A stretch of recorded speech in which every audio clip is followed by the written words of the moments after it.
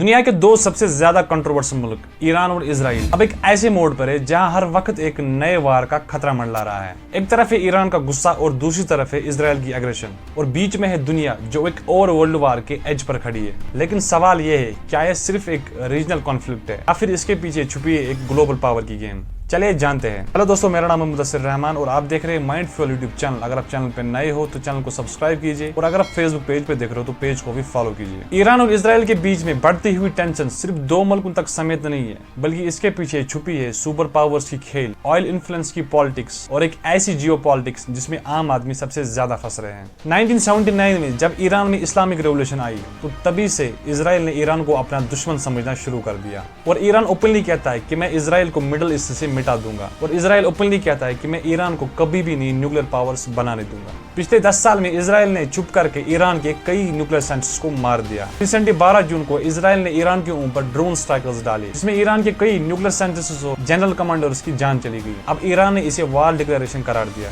इसके जवाब में ईरान ने लेबनान, इराक और सीरिया में अपने प्रॉक्सी ग्रुप्स जैसे हिजबुल्लाह और पॉपुलर मोबिलाइजेशन फोर्सेस को एक्टिवेट किया, और फिर इजराइल पे रॉकेट्स और ड्रोन्स बरसाए गए। इजराइल ने आयरन डोम से कुछ रोके, लेकिन कुछ टारगेट्स हिट भी हुए। आपको लग रहा होगा ये वार सिर्फ इजराइल और ईरान के बीच में है, लेकिन असल गेम तो बहुत डीप है। ईरान जिसको सपोर्ट करता है रशिया और चाइना, रशिया जो वेस्ट से ऑलरेडी यूक्रेन वार में लड़ रहा है, और दूसरा है चाइना जो चाह रहा है डॉलर की जगह येन आए और वेस्ट की मोनोपोली खत्म हो। तो वहां से इजराइल को सपोर्ट करता है अमेरिका और एनएटीओ पावर्स। अमेरिका जो इजराइल का स्ट्रेटेजिक पार्टनर है, दूसरा है एनएटीओ पावर्स जिनकी मिडिल ईस्ट में मिलिट्री बेसिस है। तो ये एक प्रॉक्सी वार नहीं है, बल्कि ये एक साइलेंट ग्लोबल वार है जहां हर पावर अपनी मोहरे चला रहा है। रशिया चाह रहा है वेस्ट मिडिल ईस्ट में बिजी रहे ताकि यूक्रेन से फोकस हट जाए, और चाइना चाह रहा है ऑयल ट्रेड डॉलर की बजाय येन में हो, और ईरान इसका बेस्ट पार्टनर है। आप सोचिए, अगर ये वार फुल बनता है तो क्या सिर्फ बॉम्ब्स गिरेंगे? नहीं, बल्कि दुनिया का economic system, global trade routes और ह्यूमन लिव्स सब तबाह हो सकती है। स्यूज कैनाल ऑलरेडी बंद हो चुका है, ऑयल टैंकर्स गल्फ से पास नहीं हो रहे हैं,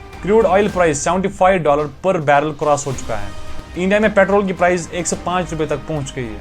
स्टॉक मार्केट्स क्रैश हो रहे हैं, गोल्ड प्राइसेस रिकॉर्ड पे हैं। मिडिल ईस्ट में काम करने वाले इंडियंस जिनकी पॉपुलेशन 80 लाख से ज्यादा है, उनकी जिंदगी रिस्क में है।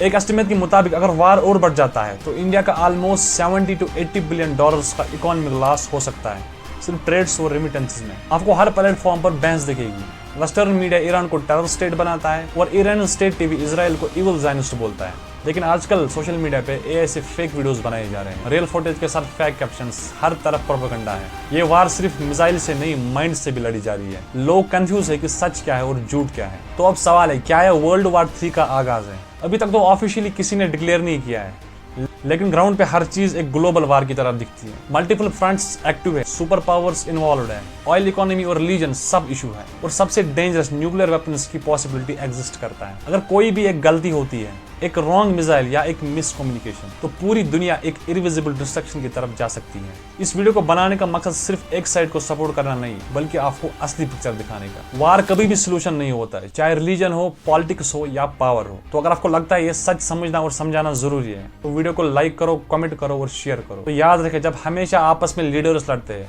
तो हमेशा आम लोग ही